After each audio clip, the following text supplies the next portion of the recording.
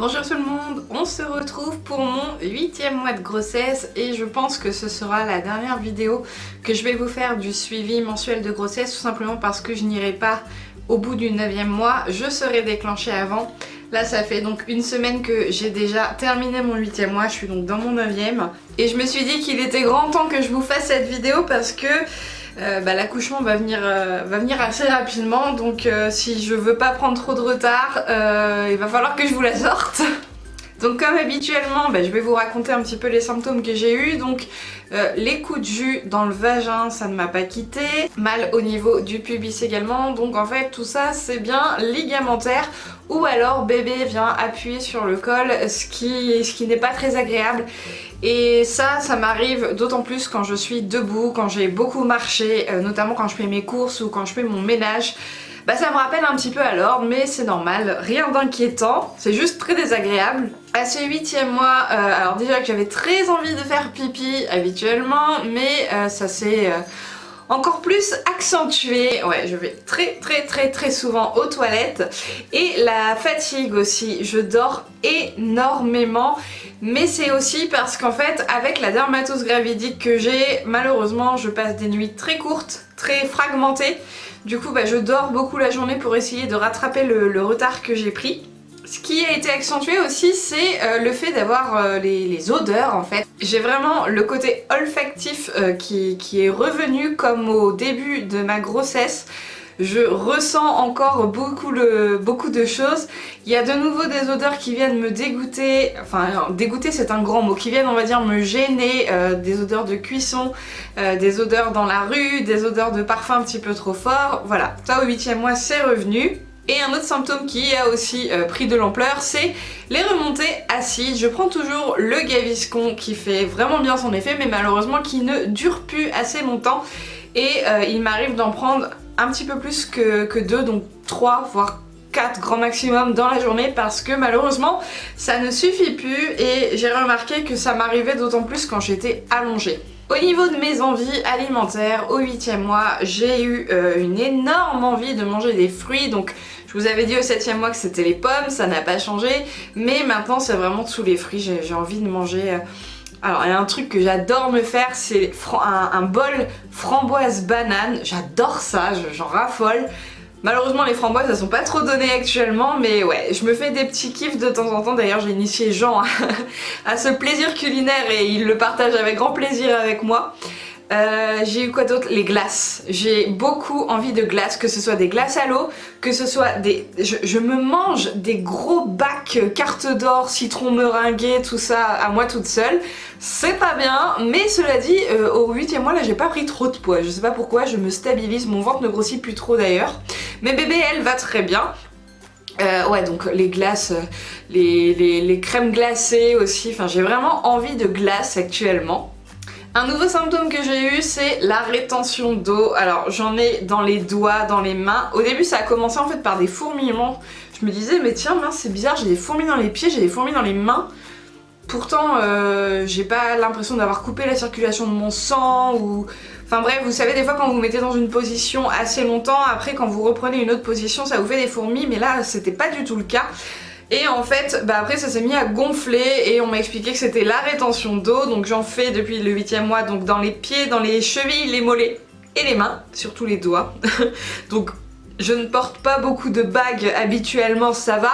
Mais à mon avis, il aurait fallu que je les enlève parce que vraiment c'est inconfortable. Ça gonfle tellement que j'ai même du mal des fois à les plier. Et le dernier symptôme que j'ai noté, et pas des moindres, j'ai ressenti mes toutes premières contractions. Donc celles qui sont non douloureuses, celles qui le sont un petit peu plus au cours de ce 8e mois. Alors j'ai également terminé du coup mon suivi gynécologique là où j'étais suivie depuis mon tout premier mois jusqu'à la fin de mon 7e par l'échographie T3, donc celle du 3e trimestre. Je vous mets quelques petites images ici.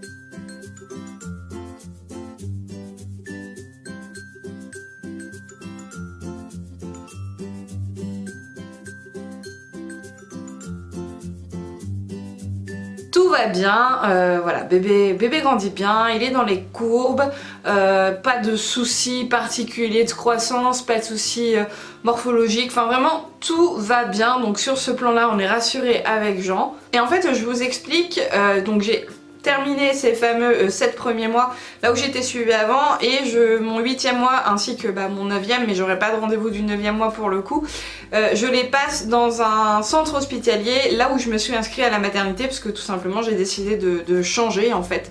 J'ai décidé d'accoucher dans une maternité niveau 2 par précaution en vue de mes antécédents, en vue de mes pathologies actuelles, plutôt que de rester en niveau 3, bien que j'étais très bien suivie et que ça se passait bien. Mais voilà, c'est un choix que j'ai fait.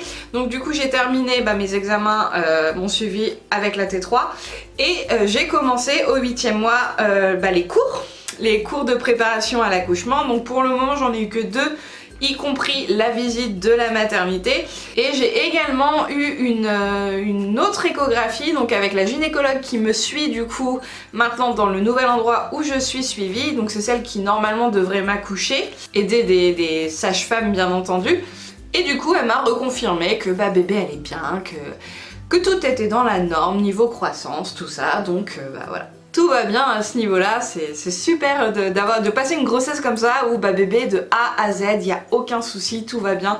Enfin c'est super rassurant, voilà. D'ailleurs à l'issue de cette seconde échographie du coup que j'ai faite au 8e mois, on m'a enfin donné la date de mon déclenchement. Alors je le répète, ou je vous en informe pour ceux qui ne le savent pas, moi je n'irai pas à terme, on va pas me laisser accoucher naturellement. C'est pas non plus une césarienne qu'on me programme, mais bien un déclenchement. Tout simplement parce qu'en fait je suis sous anticoagulant, si vous ne le rappelez pas ou si vous n'êtes pas au courant. 4e mois, j'ai refait une phlébite et du coup on m'a mis sous anticoagulant pour éviter de la coagulation de mon sang, donc pour le fluidifier. Mais quand vous êtes sous anticoagulant, eh bien on ne peut pas vous laisser, on peut pas prendre le risque de vous laisser accoucher naturellement puisque vous risquez une hémorragie. Donc ma sage-femme a dû commander des poches de sang au cas où, si j'ai besoin d'être transfusée, je crois que c'est comme ça qu'on dit, je sais plus. Et pour aussi avoir la péridurale, puisque la péridurale en fait on ne peut vous la poser, parce que moi je la souhaite, que si votre anticoagulant vous ne l'avez pas pris au moins 24 heures à l'avance. Moi je me fais une injection d'anticoagulant tous les matins depuis le 4e mois. Et du coup je devrais l'arrêter 24 heures avant. Alors je ne vous donnerai pas la date de mon déclenchement, c'est pas méchant, je sais que vous auriez été adorable c'est sûr, mais en fait j'ai décidé de ne pas vous la donner tout simplement parce que je n'ai pas envie que mon téléphone ne fasse que de vibrer, que je reçoive beaucoup de notifications, beaucoup de messages etc. Et là vous allez me dire t'as qu'à couper ton téléphone, mais non, parce que j'ai envie de le garder pour pouvoir être en contact avec mes proches à ce moment-là. Donc je ne vous donne pas la date du déclenchement, sachez que c'est dans quelques jours maintenant. Mais je vous dirai, par contre, je vous annoncerai la naissance de notre fille en temps voulu. Enfin, je veux dire, je serai sûrement encore à l'hôpital quand je vous annoncerai la naissance. Mais j'ai envie vraiment d'être tranquille au moment du déclenchement. Je sais pas combien de temps ça va durer. J'ai peur d'ailleurs que ça dure des heures parce que du coup, c'est pas un accouchement naturel. Et encore, même les accouchements naturels, ça peut durer des heures. Mais j'ai vraiment envie en fait de vivre ce moment seul, moi, avec Jean, et que ce moment ne nous appartiennent qu'à nous. Je voulais également vous dire que par rapport à ma dermatose, où est-ce que j'en suis actuellement, donc le 8e mois ça a été vraiment super douloureux pour moi. J'en ai craqué plein de fois, j'ai été à l'hôpital 3 fois, enfin aux urgences 3 fois. À la fin je leur ai même dit mais enfin c'est horrible ce que je vais dire, mais j'avais qu'une envie, c'était qu'ils me la sortent en fait. J'avais envie d'accoucher alors que bébé était encore prématuré, que c'était risqué, mais je n'en pouvais tellement plus. Et comme je sais très bien que la seule solution en fait pour guérir de ma maladie c'est que bébé sorte, j'en suis arrivée au point où je voulais qu'on me la sorte en fait. Sauf qu'elle aurait été en néonatalité, enfin bref, ça aurait pas été super cool pour elle, pas super cool pour moi, pas super cool pour Jean, enfin pour personne en fait. Mais j'en pouvais plus, donc bien entendu ils ont refusé, voilà, c'est la santé de bébé avant tout. Maman, elle est pas en danger, c'est désagréable mais elle est pas en danger, donc elle va patienter. C'est ce qu'ils m'ont fait comprendre, mais en même temps c'est logique et c'est beaucoup plus recommandable, je comprends tout à fait. Du coup ils m'ont envoyé voir une dermato, on m'a fait une biopsie, donc là j'ai des, ça se verra peut-être pas mais j'ai des points de suture parce qu'en fait on m'a enlevé des morceaux de peau pour les envoyer en culture, pour faire des analyses, pour essayer de voir quel type de dermatose je peux avoir, quel est l'état de gravité, comment est-ce qu'on va pouvoir la soigner ensuite quand j'aurai accouché. Bien que voilà, normalement ça devrait se soigner tout seul, mais s'il y a un médicament qui peut faire accélérer le processus de guérison, et qu'est-ce qu'ils vont pouvoir me donner, etc. Et on m'a également donné une nouvelle crème qui par contre c'est encore plus forte que la Locoïd. Donc on m'a dit là de vraiment l'appliquer modérément, j'ai envie de dire, parce qu'elle peut attendre bébé et c'est pas très bon. Donc je l'applique tous les 3 jours, mais depuis que je la mets, j'ai l'impression de revivre. Voilà, là au début de mon 9e mois, je vous en parle, hein, je ne dors plus dans le canapé. Oui, parce que je vous l'ai pas dit, mais au 8e mois, je supportais plus mon lit. Donc je dormais dans le canapé, tout simplement parce que c'est du simili-cuir, c'est une surface lisse, il n'y a pas de drap, il n'y a pas de textile, donc ça ne me gratte pas. En plus j'avais des spasmes comme je sais pas quoi, donc j'empêchais forcément Jean de dormir et je voulais pas lui imposer d'aller dans le canapé et moi dans le lit. De toute façon je supportais pas le lit, donc autant qu'il reste dans le lit. J'allais dormir dans le canapé, je prenais je ne sais combien de douches par nuit, je ne dormais quasiment pas du coup, c'est pour ça que je vous ai dit que là j'ai beaucoup dormi parce que j'ai beaucoup de sommeil à récupérer. Mais avec cette fameuse crème, et en fait ma peau est en train de redevenir toute lisse, je n'ai plus les grosses plaques que j'avais avant. J'ai quelques boutons encore par-ci par-là qui sont plus gros et qui du coup eux m'embêtent un peu parce qu'en fait je pense que ma peau va être marquée. Ça va mettre du temps à vraiment cicatriser et encore j'ai des cicatrices qui vont je pense rester. Alors j'ai pas de vergeture sur le ventre mais par contre je vais avoir des marques quand même de la grossesse, mais bon. Voilà, un bébé ça se mérite, hein. Bref, tout ça pour vous dire que cette crème depuis que je l'ai, j'ai vraiment l'impression de revivre, je me sens un petit peu plus reposée, je peux de nouveau essayer de me maquiller, donc là vous voyez j'ai mis du maquillage sur mes yeux, bon j'en mets toujours pas sur mon visage, hein. J'arrive de nouveau à supporter mes vêtements, j'arrive de nouveau à supporter mes pyjamas, j'arrive de nouveau à supporter la serviette quand je me sèche après la douche. Et j'ai retrouvé mon lit et mon chéri et franchement ouais ça fait du bien parce qu'on se dit qu'il reste peu de temps là avant l'accouchement et au moins je pense que je serai reposée et prête à accueillir ma fille dans de meilleures conditions que je ne l'aurais été si on m'avait laissée telle qu'elle.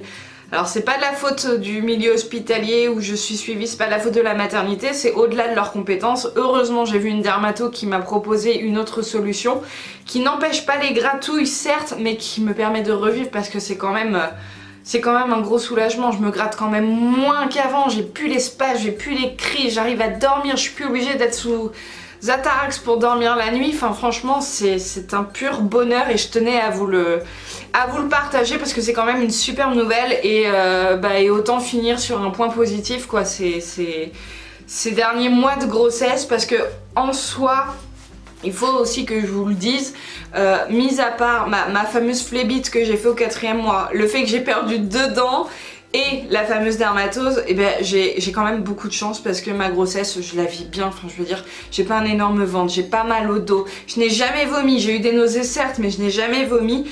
Voilà, j'ai eu des symptômes que la plupart des femmes enceintes ont, donc j'étais prévenue que j'aurais ces symptômes là. Et en soi, là, voilà, je suis dans mon 9e mois et je me dis, voilà, je suis encore bien, j'arrive à faire pas mal de choses encore. Mon moral est en train de remonter, ça fait super plaisir et quand on a le moral, en principe, on a la santé qui va avec. Voilà, mis à part ces petites choses-là, j'ai quand même de la chance, j'ai eu une bonne grossesse, hein. En plus, bébé va bien, c'est le principal, donc voilà. Le plus dur est derrière moi. Maintenant il y a l'accouchement qui arrive, ça me fait un petit peu peur, c'est vrai, je vous disais que je l'appréhendais pas trop, mais là c'est dans quelques jours et je commence à réaliser un petit peu et du coup j'appréhende la douleur, le temps aussi que je vais mettre à accoucher.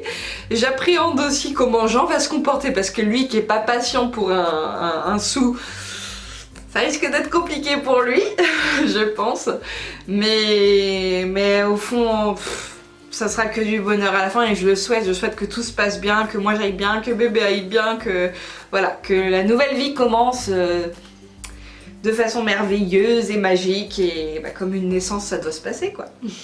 Sur ce, je vous fais de très gros bisous, ma vidéo est terminée. et on se dit à très bientôt pour la vidéo de l'accouchement.